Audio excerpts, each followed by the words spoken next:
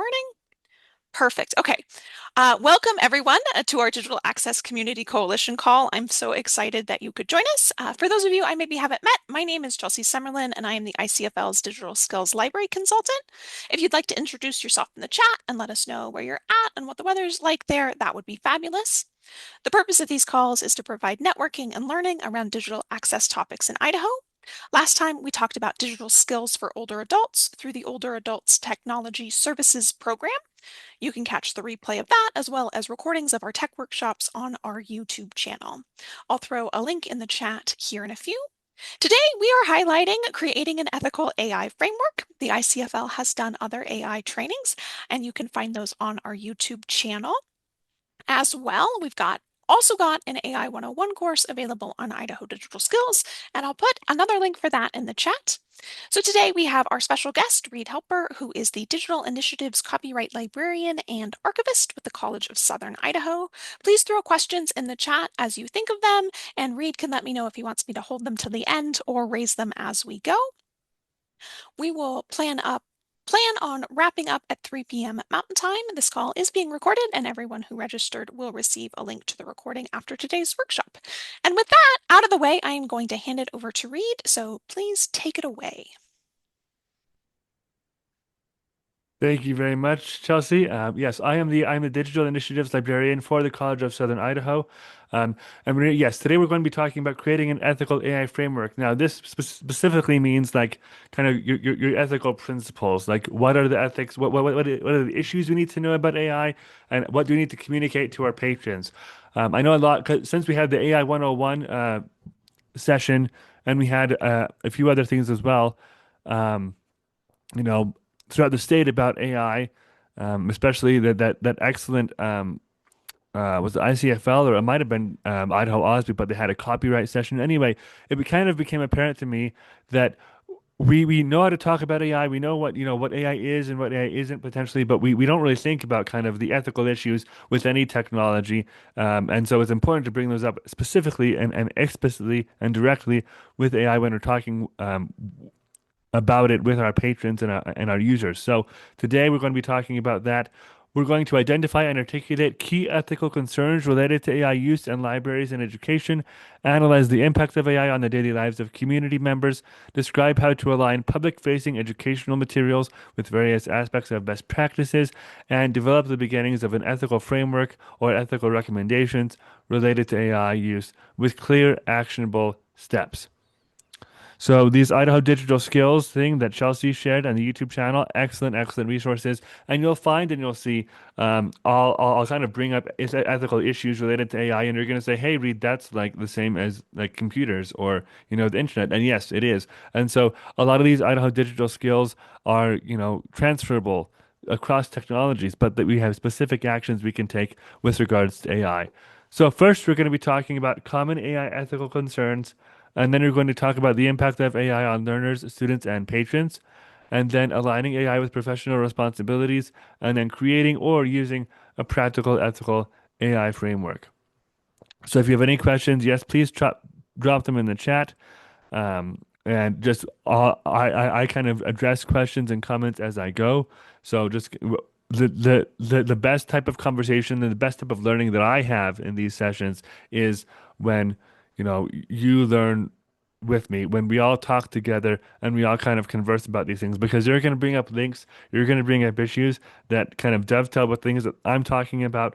It's going to be an excellent conversation. So with that out of the way, first we're going to talk about common AI ethical concerns. So just kind of put your main ethical concerns about AI. When you think AI and ethics, do you think about the environment? Do you think about data privacy? Do you think about labor? What are your main thoughts when you think about AI and ethics?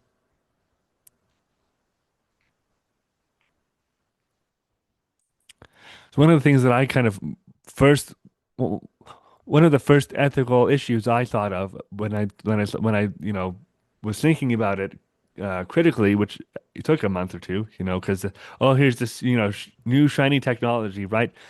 And you get interested in its abilities.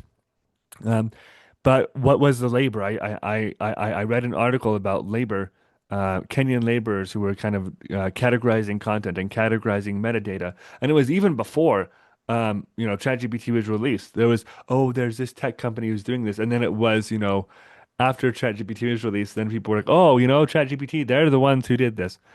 But that was one of the main things. Privacy, the environment, the copyright, the list goes on and on. Absolutely. So, but first we need to kind of discuss what is ethics. And when I ask this and when I talk about this, everybody has a different definition of ethics. So I have to have, a baseline of what to expect. But it's a study of moral principles guiding behavior. When it comes down to it, whether it's, whether you're talking about Christian theological ethics, whether you're talking about Buddhist ethics, whether you're talking about secular ethics, all types of different ethical, kind of frames or, perspectives. It's essentially a study of principles, things you do, things you don't do, things you believe in that guide your behavior. Questions of right, of wrong, uh, uh, uh, questions of right and wrong have different applications in different contexts. And you can do certain things in certain contexts that you can't in others. Or maybe it's the same principles, it's the same actions, but you apply them differently because of different technologies or different relationships. And also your responsibilities, right, in society. And so ethics are the same, but the way we do things is different. Or it's the same, but we have to manage them in different ways. One of the main things we have to learn is that ethics is inherently human centered. It's always about human relationships. It's always about human balance of power. If there's a technology being, used in, there was a whole field of like computer ethics in the 90s, but they realized, and what we've realized now is that there is no computer ethics. There is no AI ethics. It's all about how do humans use this. And so it's human ethics, ethics in the context of AI. So the ethical risks span, but essentially the lifeline or the whole life, the timeline of AI creation. So it spans from the training data to when we have outputs, to when we have kind of the products, and then the users. And this is the whole span of how an LLM is developed. And ethical risks span the whole dang thing. And it's a spectrum. Sometimes you're going to have things that are, primarily related to users. Sometimes you're going to have things that are most that, about the content or the outputs. And sometimes it's just going to be in the training. And sometimes it's going to be flip-flopping all over the place. But these are the main kind of phases of ethical risks. So this is kind of a diagram. I'm going to go really briefly over the diagram, and then we're going to talk about different issues and different um, kind of ethical issues and where they exist on this timeline. So when AI LLMs specifically are created initially, you have these tools and you have all this data, and it's all just this text that's been taken from Project Gutenberg, Wikipedia, copyrighted resources, most of it, all this different text. And it's crammed into one huge library, one huge little, file, and then it's converted immediately into numbers. And there are two types of numbers that the text is converted to. The first, every word is converted into what's called a token or multiple tokens, and it stands for a word or a part of a word, sometimes even a letter, sometimes a punctuation. And then the second number is vectors, and vectors are strengths of relationships between tokens. So like, language, like lang, there's, that's a part of a word, but it could be language, it could be languor, it could be languorous, languid. And so that token has different strengths of connections, different vectors related to which, related to you know, with, and those things, those connections are related to different connections. So if if you have large lang, you're probably going to have language, large language model. And so using all the context of those vectors and those tokens, you kind of get an approximation of language, of communication, of writing essentially. So once you've converted all those numbers, that text into all those numbers, you test those strengths and those associations through calculus and you train it over and over and over again through thousand dimensional regressions. And then the calculus informed model of probabilities is what actually is the model. It's not pulling from the text. It's not pulling from, you know, your favorite books or a website specifically, Wikipedia or Project Gutenberg. It's pulling from the probabilities of these values, this data that was converted. And then once we do that, then we get a large model or kind of or prediction or probability set of language. So it's literally a large language predicting calculus machine is what it is.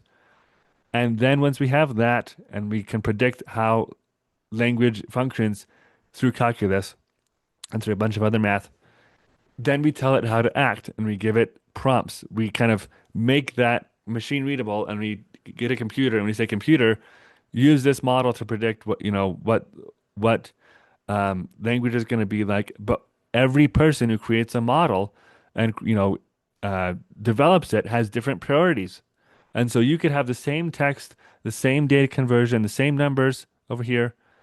Um, but because you have a different constitution or you have a different system prompt or you have a different use case, that's why Claude and ChatGPT and Perplexity are different in their functions and in how they operate. So that is why large language models may have the same content and may have the same, materials and the same biases in their data, but they function differently because they've been instructed to through prompts of various types. So that's where we get the outputs, that's where we get the content from. So we have the text converted to numbers and then predicted and directed through the model. And then after that, then we say talk to people. So then we have front end use, and there's three phases to that. The first phase, and I did have this like all in like slides, but it was very confusing. So that's why I have the diagram. But if you want, more of a detailed write up, I can give you the detailed write up of what happens. But the first phase of front end use is we give the AI examples of how people talk to each other. Social media. That's why it was trained on all the Facebook chats and, the cesspool of Reddit and all these things. It's trying to predict how people talk to each other and model itself on that. And then we say, okay, you know how people talk to each other. Now try talking to another, talking to a person and fulfilling, what they're asking for. And then that person is trained in how to give feedback. This was a good response. This is a bad response. This is a, you know, how you should do better, and then it goes back and it's trained again, and the system prompt is adjusted, and then once it does that a bunch of times, like thousands of times, then we actually have real live users, you and I, who are using it in the chatbot instance, and then for the first, month or so, we give feedback on how it functions and if it's appropriate. And then once they have it trains enough, it's following the data, it's predicting language, it's interacting appropriately, then we have these applications. Then we can use it in RAG, then we can use it in web search, then we can use it as a chatbot, then we can use it for data analysis, but only after it's predicting language based on text, um, and communicating appropriately. So that's the whole span. And training and ethical issues are throughout all of this because of so many technological and data-centered issues. First of all, we have bias. So bias is probably the most prevalent issue. And bias, and this is what I'm talking about at first, it affects all the other stuff. All the other ethical issues stem from biases. So first of all, we have biases in the training sets, in the raw text.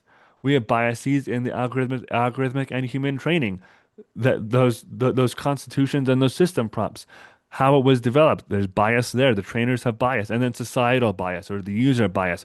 We have bias, and that bias is put into the feedback of the AI tool, and the AI tool, if we're not careful, can feed into our bias and reflect our bias back to us, and that's why we can basically self-propagandize through AI because it's just reflecting our own bias at us. And so there's bias throughout all of this process, including us.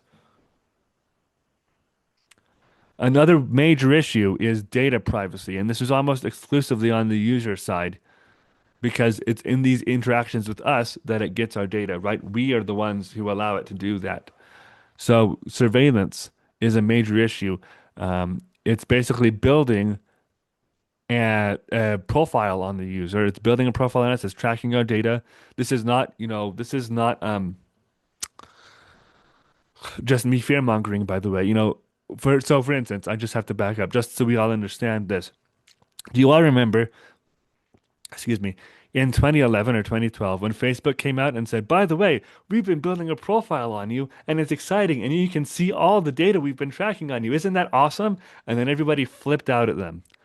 And we're like, why are you tracking, all the, what stores I go to and what re religion you think I am and, what political preference you think I have? Why are you tracking all of that? And they said, oh, you can change that. Well, if you look in the memory of ChatGPT, or these other tools, and it says, it stores it in the memory. It stores all sorts of things. It stores things that I haven't told it. That it's just implied based on the conversations I've had. And so it is surveilling and it is a real thing. Can you explain, Chelsea asks, why the companies want our data? What benefit does it provide to them? So this is my third point, but it's actually like two slides in this session. So we have surveillance. We haven't had provided consent. Unless you go to the, like privacy.openai.com, but for 2 years it didn't have that site. Other AI tools have a bunch of other issues with consent. It's very hard to find your privacy policies and opt out of those and get temporary chats until we basically raised hell and, excuse me, and then they had, oh, we have temporary chats now. Like every tool has temporary chats, but it took a while, didn't it, to get those? And still, we don't really know what happens with those. And this is commodification are the data that they have, the profiles that they create and that they track. They're selling those profiles, anonymized, of course, right? Because they have to comply with GDPR, and they might as well comply with GDPR for the whole world because you never know who's going to enter GDPR jurisdiction at one point or another, right? But it has been anonymized. But still, it sells those profiles.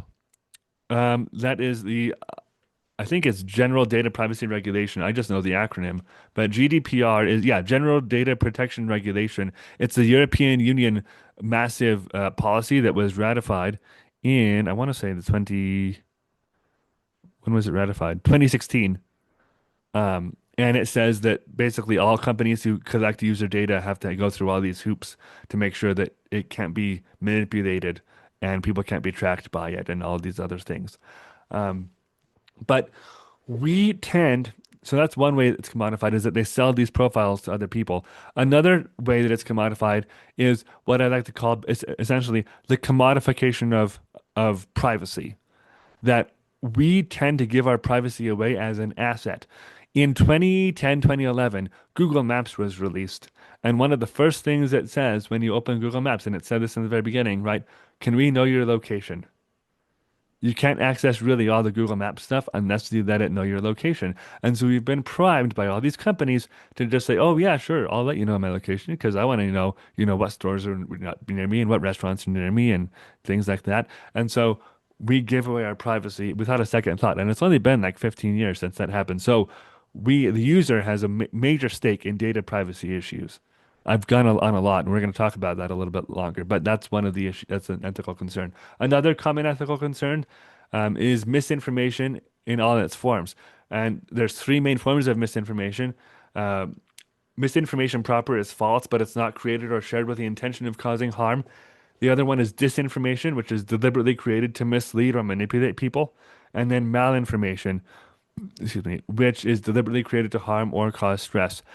Chelsea says you can't use Apple Maps in CarPlay unless you have Siri on. Yes, absolutely. Yep. So that's kind of strange, isn't it? That you have to have the AI in order to use that tool. Yes. This is one of my favorite examples of misinformation because it's really kind of just a bunch of people believing things that weren't true. But they didn't have enough data, and so we know it's not true, but they didn't. In the 1700s, a bunch of monks or miners found this partially fossilized skeleton of a woolly rhinoceros in Magdeburg, Germany, and they said it's a unicorn because they didn't know that unicorns didn't exist. And for like 200 years, everybody believed it was a unicorn, and even Gottfried Leibniz, um, who was, a natural biologist, very famous.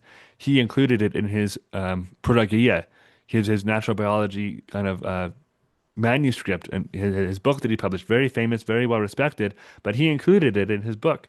And this is one of the worst fossil reconstructions in human history. And everybody believed it because they didn't have enough data to not believe it. And so we need to, when we're using AI, not have ourselves, not help our users create the Magdeburg unicorn of the AI, information ecosystem. So it's basically a cautionary tale of wait till you have all the data. And in case in point, kind of a meta example of this, when I put this image in PowerPoint, the AI-driven alt text generator stated that it was the skeleton of a dinosaur. So it's not obviously a dinosaur, it's a woolly rhinoceros with some other parts. I think they said this is a narwhal tusk, but it was like by this skeleton, by this fossil. Any other questions, any other comments? But we're going to go back on our spectrum here. Um, And I didn't really include it in this spectrum, the misinformation part, because it kind of ranges all over the place, and there's really isn't. I mean, we have misinformation. The data I suppose has misinformation, but it also hallucinates, so it's also over here. But another issue is transparency, and this is mostly in how the actual development, the constitution or the system prompt creation of the large language model. No one will tell us how their AI models work. Very, very obscure.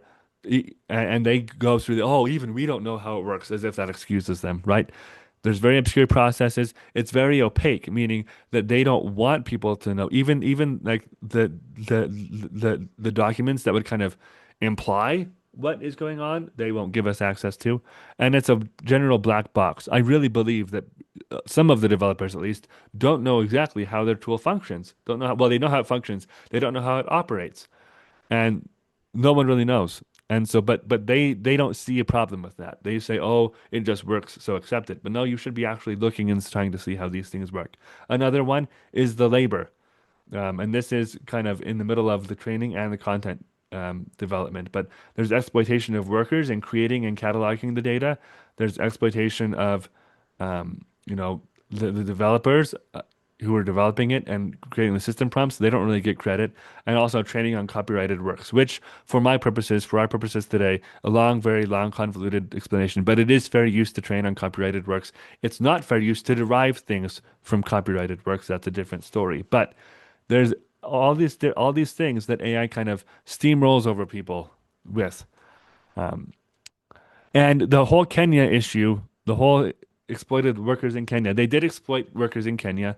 And then because, first of all, showing them all this disturbing content. And they said categorize it so our AI knows what is what and what is not and things like that. Um, Label this data. And then another issue was a a human rights um, group came from the United States and from the UK, and they said, "Well, you're only paying these Kenyan workers $2 an hour. How dare you?"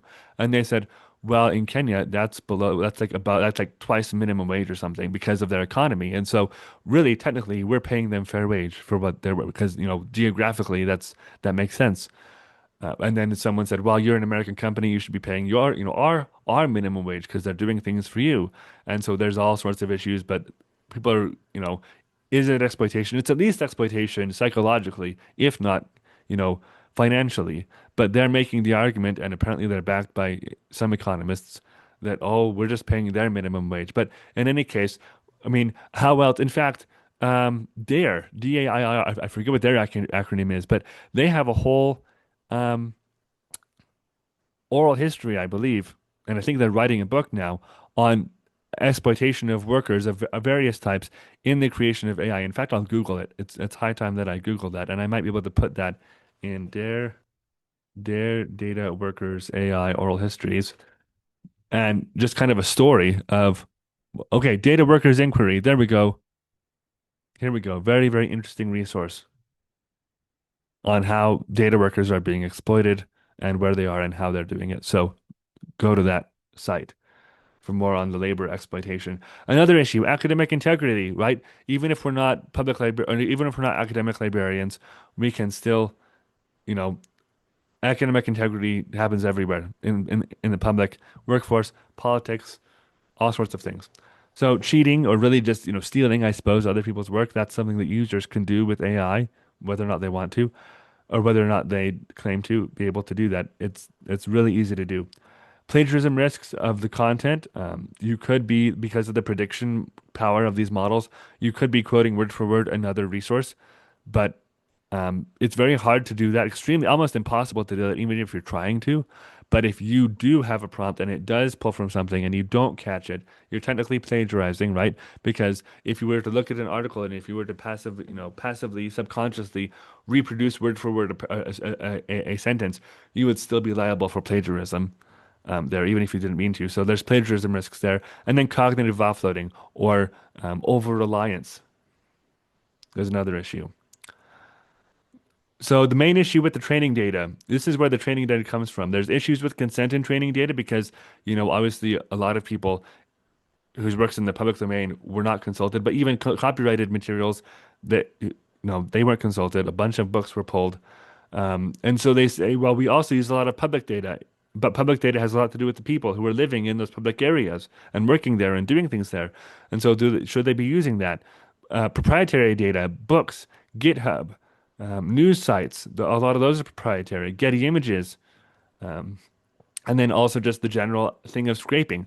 And we've had issues now because people are blocking AI tools and now they're blocking Internet Archive.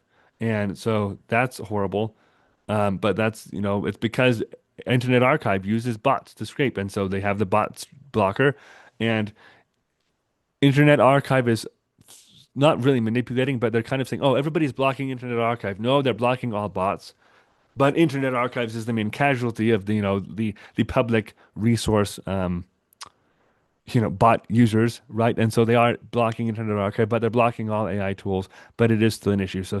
But training data is why this happens because who consents to have the training data? If you're having an image diffuser scrape your images and a text diffuser scrape your image meta or a text generator scrape your image metadata, how does that work and how do you get compensated? That type of thing. Chelsea says, any thoughts on major publishers now having agreements with AI companies? Authors were consulted, yet just the publishing companies. Yes, that is a major issue as well. Um, in fact, there were a lot of publishers who let their authors say, have like I don't consent to have my work trained on, to have generative AI trained on my work. And some of those companies are turning around and saying, oh, those weren't binding anyway, right? And they aren't, honestly. If you try to, you can't block generative AI training with a statement. It's impossible to do and impossible to enforce.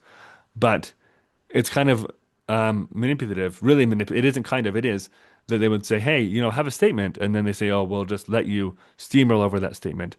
Another issue is the outputs. There's misleading outputs interpreted as facts, hallucinations, misinformation. I mean, let's just call it what it is. But this is exacerbated by artificial agency, and this is something that I've kind of come up with. So bear with me. We have here the relationship onion, right? Kind of like Shrek, except it's actually really sociological science, right? And this is, as you peel one layer back, you get deeper into someone's psyche and someone's self. So when we have friends, when we have relationships, we first share biographical data, age, name, maybe where we grew up. Then we share our preferences, and then our goals, and then our religious convictions, maybe our political, things. But then when we work with AI tools, especially if we're that lonely, we go right to the center. We go right to number six. For some reason, we're very, very, very eager to give AI our deepest, darkest secrets. I have three friends who have told me that an AI tool knows them better than their spouse knows them because we're able and willing to just talk with talk with this AI about all sorts of things. And if we attribute agency, if we say, hey, this AI is talking with me like a human. It's conversing with me through conversation. I'm going to talk with it and believe it. Then it is very, very easy to misinterpret outputs or just kind of accept things that are misleading or things that are framed in an inaccurate way. And like I said, the AI responds to our own bias, and so it's not going to fact check itself. It's just going to give us what it thinks we want. And so we tend to just accept things. Even the most trained AI expert, you know, um, will just breeze past an issue with an AI output. In fact, if we recall, and Stanford seems to be a repeat offender here, but there was a Stanford professor who wrote a book on AI hallucinations, and that book, in fact, did contain AI hallucinations itself.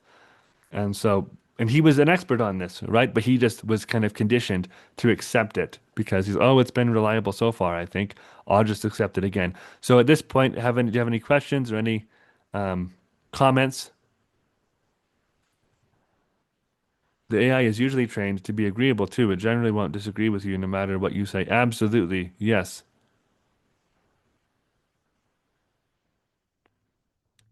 So what are the impacts of AI and how can we work with it, do things with it? So these green things are things that we can do, that we should be doing. First, user literacy, AI literacy, computer literacy, all of it. It's two parts. It's tech literacy, what's your technology, and information literacy. So really, if you have information literacy and you know how to, fact check things and know how to look at provenance and where things come from and good resources, then you just have to learn the technology and, how do I use the technology to navigate information? And that's the sweet spot. That's all that changes is those intersections. But if you know information literacy and you know how to figure out technology, you know how to use any technology. And that's very, very broad. It's very, very high level. But essentially, I think people, I think this is a good thing. And that people are understanding this, that finding information and verifying things hasn't changed. We still need to do that. We still know what aspects of truth are there. We still know how to verify and corroborate things. We just have to use different technologies to navigate this ecosystem. And the main thing to do that is with AI is to check the links and check the AI's sources. I would recommend using the SIFT model almost exclusively with this. And obviously, I'm hoping a lot of you know what the SIFT model is, um, or the crap test if you want. But the SIFT model is my preferred method. But the main point is this T is trace claims, quotes, and media to the original context. Mike Caulfield actually released the new version of it, and it's still a prototype, still tentative.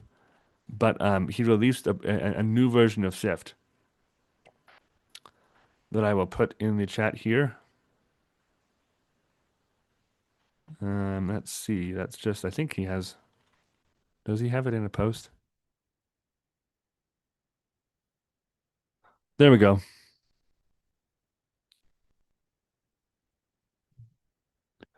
Another issue is that we can do, another kind of after AI use, is to manage the human factors, manage the psychological effects of AI generated interactions.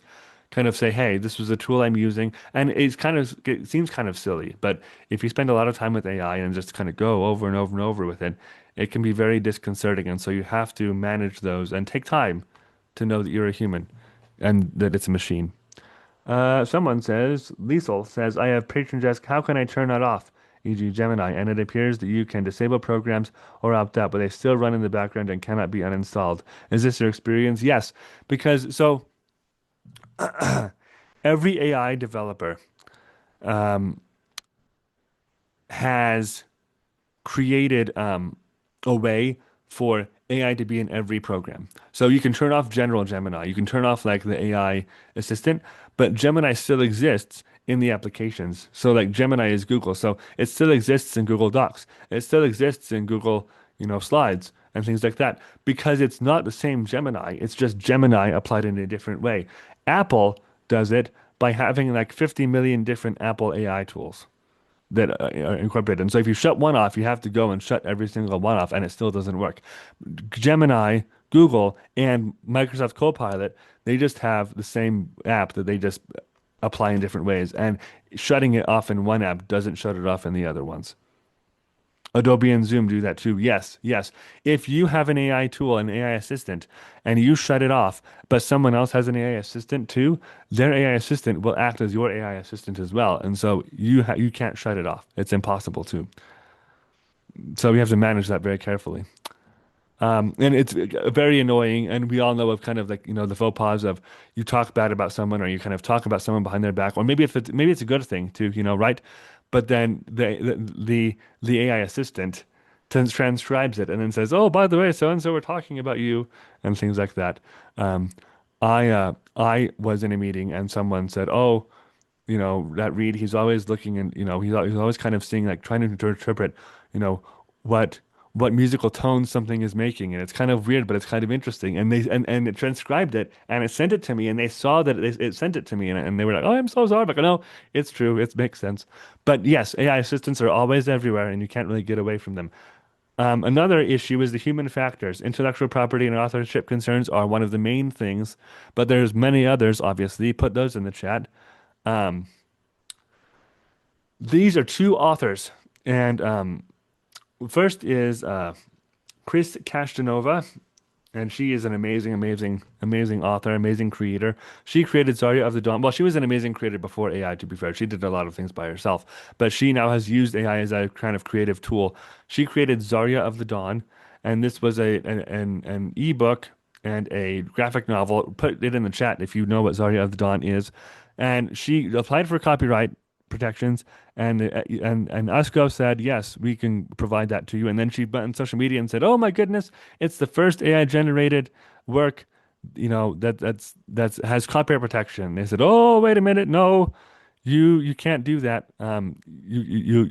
AI generated works are not eligible for copyright," and so they took it away.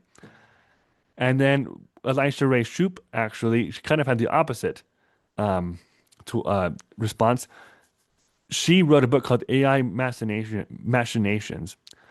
and she was very transparent about her use of AI, and the USCO rejected it. The U.S. Copyright Office said, no, we told Chris this.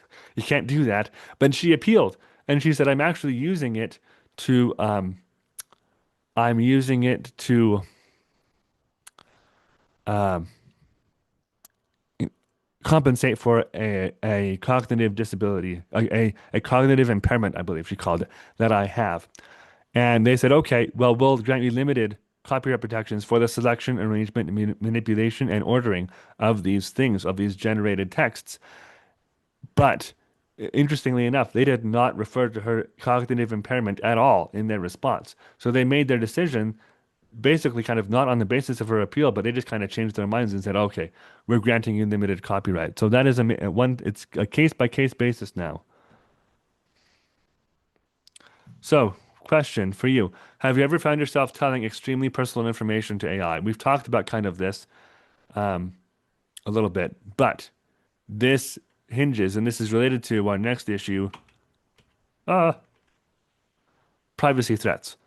We've talked about the surveillance and the tracking, and but we haven't talked about that we should not use AI detectors. If you're having a faculty member, or if you are using an AI detector, or if somebody is wanting to use an AI detector for something else, do not do this because for multiple reasons, but because everything that's put in an AI detector is saved.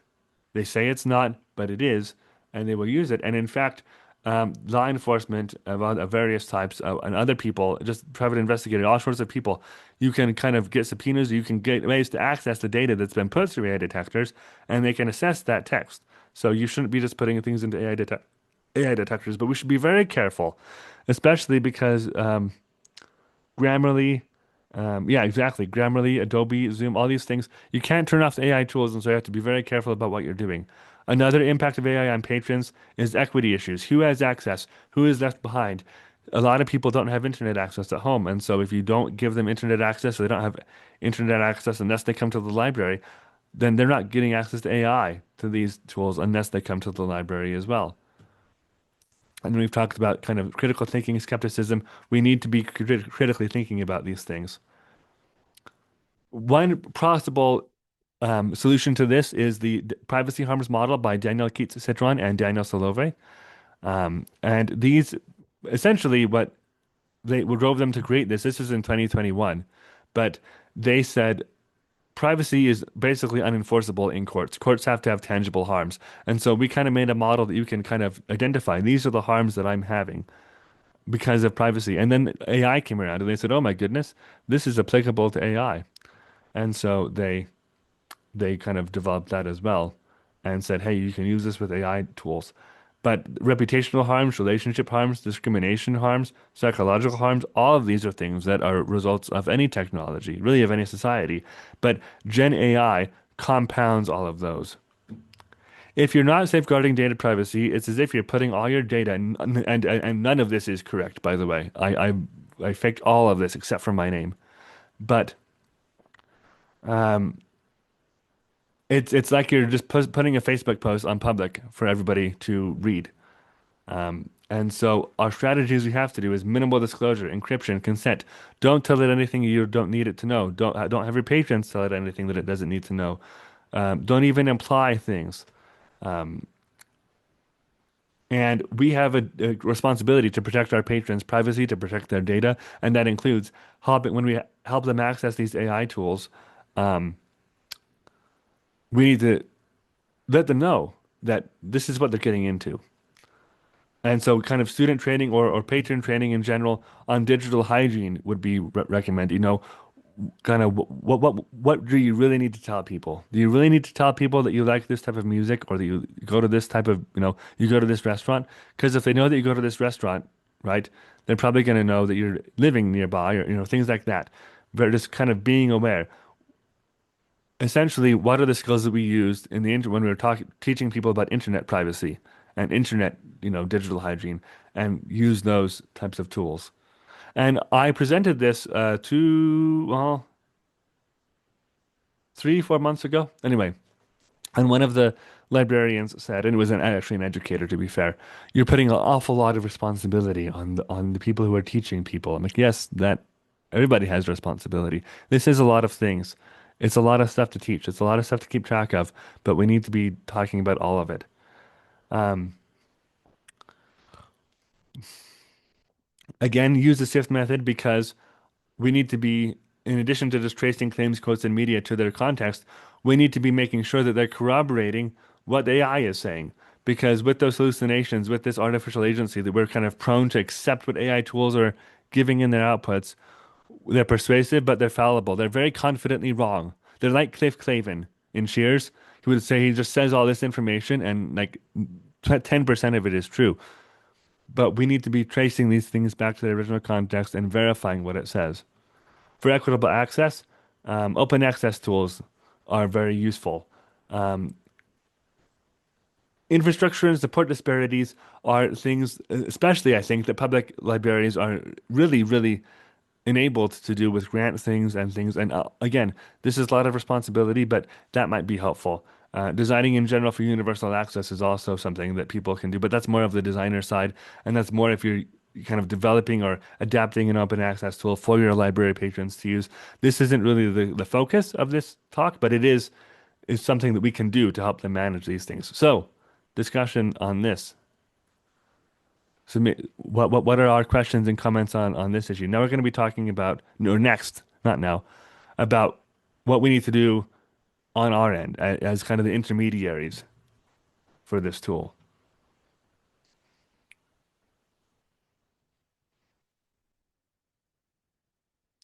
We'll go now. Okay, so let's go. So libraries have been kind of used rightly or wrongly as the go-to for basically all technologies. If a school has a smart board, the school librarian is a lot of times the one who kind of does that and sets that up. If you have new digital projectors, the school kind of functions as a shadow IT thing. Modeling is a very good idea, but I know that it's hard to do with quick reference questions. Yes, and this is exactly what I'm going to be talking about. This is how we model. Um, this actually isn't really about modeling per se, but it's called the technology consumer or producer model, and it's developed by one of my professors and mentors, Dr. John Curry, and others, um, and at Idaho State University. But essentially, the main point of this whole thing is that if a teacher consumes materials, consumes the technology, and knows how to use it well, then they'll teach their students how to use it well because they're going to show them, they're going to consume good, high quality use of that technology, good prompts, good things made with AI, good, reference questions navigated with AI, and they're going to produce these things. They're going to show their students how to do it, and then their students are going to do that, in their free time. They're going to find other ways of using it well, and find other ways of integrating that technology into what they do. And then if they are as well taught as the teacher taught themselves, they're going to teach others. They're going to produce their own content. And so this is very instructional design centered, but it's basically you will teach as you have been taught, right? If you have good teacher, you're going to be a good teacher yourself. And so on and on it goes. And I like to think, and all know the analogy of the calculator. This is not what I'm saying. I'm not saying an AI is like a calculator, but I'm saying we taught people how to use calculators and adding machines. We taught people how to use computers. We taught people how to navigate the internet network. I remember our librarian came to our house, helped us do that. I don't know if that was their job. I don't know if a lot of us did that, but in my childhood, my librarian helped people with their network connections. And so we have kind of a tradition, if not a responsibility, to help people have access to information, to help people navigate technologies and privacy policies. How many times have we urged patrons, not to buy gift cards on Amazon, not to do, not to go to certain websites or not to click links. We kind of teach them how to navigate these tools. Whether or not they trust us initially, it's kind of what we do. So we have a responsibility to, again, promote access to information, privacy, academic integrity, and freedom of expression, all with AI. And how do we do that? We don't need to have a huge main new thing that we do. We can, write things, but align it with your goal, your previous goals as a library, as what are your work tasks? What are your mission and your vision statements? Don't create a whole new library because AI exists. How will you navigate these issues in the context of your mission and vision statement? So just like any technology, we should be vetting tools. And I don't think with other technologies we were recommending specific, brands or specific types, but we still need to be aware of these things. And this is why frameworks are really useful because we can have our mission and vision statement, we can have our principles, the things we need to look out for, and we can say, hey, this thing or this use case meets all those criteria. This is why frameworks exist. So here are some practical ethical AI frameworks to kind of guide us on this journey and how to create one. So, sorry, I'll go through. So, how do you create a framework or an ethical or a theory framework of anything? First, we go from theory to action, or really, what is your mission statement, right? What are your principles? What are you trying to do? What are you trying to create?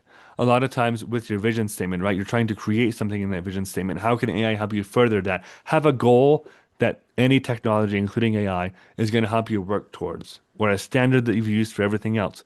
How are you going to apply that same standard to AI? And once you do that, then you come up with, oh, these are context sensitive things we can do.